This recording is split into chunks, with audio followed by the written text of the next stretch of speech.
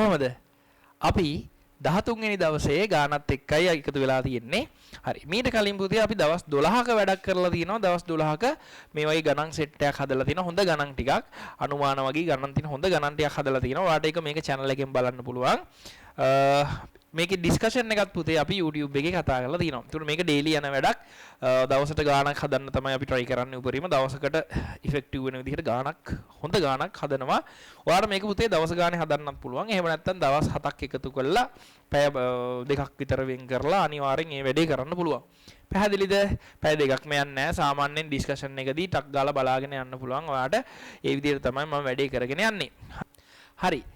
අපි යමු 13 වෙනි දවසේ ගාන හදන්න. මේකේ කියන විදිහට පහත සඳහන් ප්‍රකාශන වල බින්න භාග සොයන්න කියලා තියෙනවා. එතකොට මේ වෙලාවෙත් හරි ලස්සන ගානක් තියෙන්නේ. හොඳට බලන්න. පළවෙනි එකේ තියෙන මාත්‍රා 1 1 තියෙන එකක්. ඊට පස්සේ මාත්‍රා 2 2 සමාන වෙච්ච එකක් තියෙන්නේ.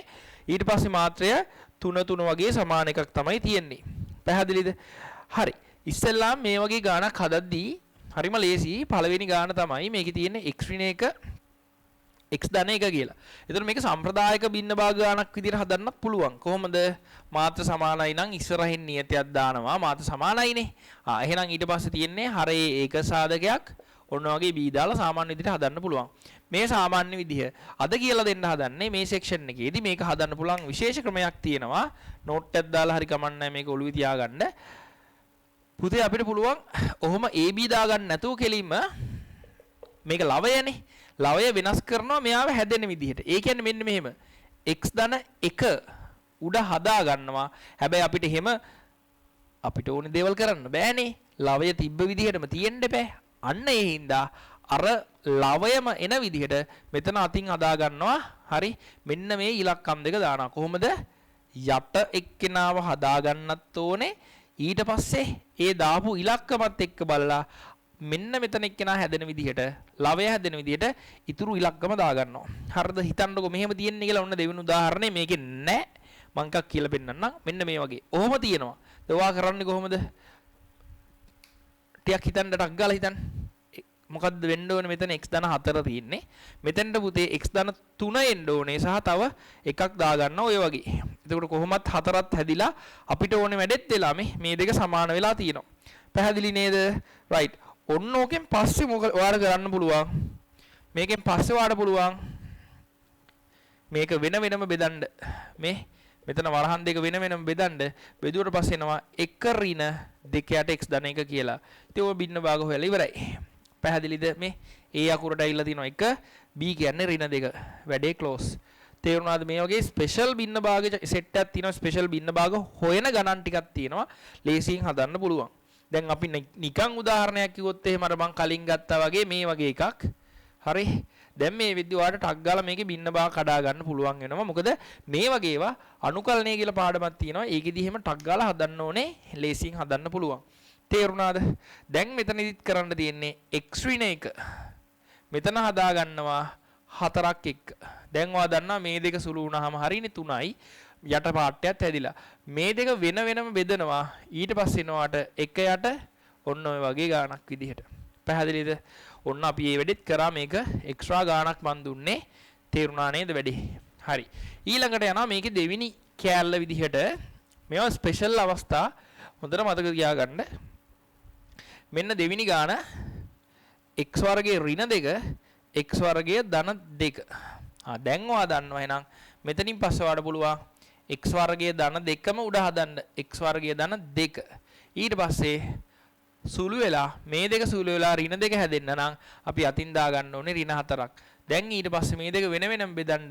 බෙදුවට පස්සේ ඔයාලට එනවා 1 ඍණ 4 යට x වර්ගයේ ධන 2 කියලා. මේක තමයි උත්තරේ. තුන්වෙනි ගාන. මොකද මේක පුතේ ආය සාධක කැඩෙන්නේ නැති නේද? අර ax ධන b වගේ එකක් තියෙන. ඉතින් ax ධන b වගේ ආවොත් නේද මෙතන මොකද වෙන්නේ? අර x පාර්ට් එකේ සංගුණකයේ බිඳු වෙලා ඔය වගේ උත්තරයක් එයි සාමාන්‍ය විදිහට හැදුවොත්. එහෙනම් මෙතන කරන දේ හොඳට පැහැදිලි වෙන්න ඕනේ. ඊළඟටත් මේකෙත් x ඝනය ධන 2 යට x ඝනය ඍණ 1 කියලා තියෙන්නේ. ඒතර මේක ඔයාලට පුළුවන් ඉස්සෙල්ලාම මෙහෙම හදාගන්න. x ඝනය ධන 1ද ඍණ 1ද? x ඝනය ඍණ 1 ධන 3 කියලා හදා ගන්නවා ඉස්සෙල්ලාම. පැහැදිලිද? ඔන්නෝම හදා ගන්න. හදලා මේක වෙන වෙනම බෙදා ගන්න ඕනේ. ඔයාට එනවා 1 ධන 3 යට x ඝනය ඍණ 1 කියලා. දැන් මෙයාව හදා ගන්න ඕනේ අපි ඊළඟට මේක අපි දන්නවා මේක බින්න භාග යටතේ හදන්න තියෙන එකක්.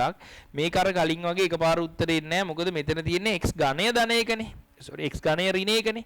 x ඝනය ඍණ 1 වුණාම මේක සාධක කැඩෙනවා. හරි.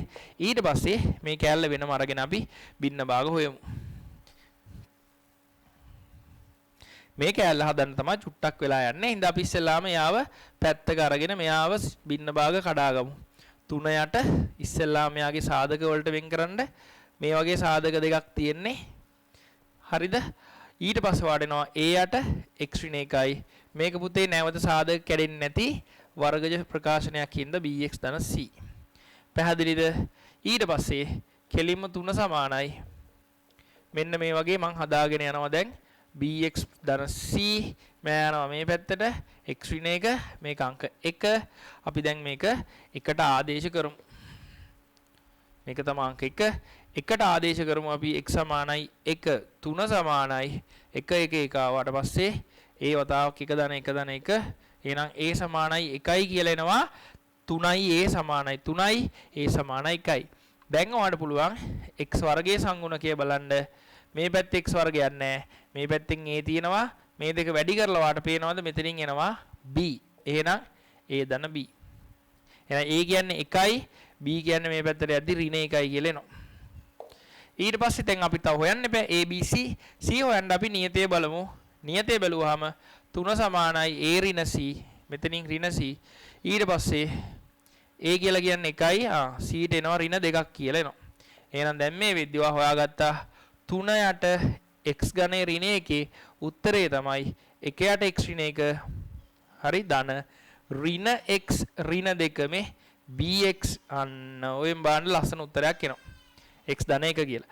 ඊට පස්සේ මේක ගෙනල්ලා අවසාන උත්තරයට ආදේශ කරන්න ඕනේ. එහෙනම් අවසානයේ අපි ලියමු එම නිසා අපිට තිබ්බ ගාන තමයි x ඝනය ධන 2 යට x ඝනය ඍණ 1 සමානයි අපිට 1 ධන කියලා මතක තිබ්බා. 1 ධන ඉතුරු මේ පාර්ට් එක.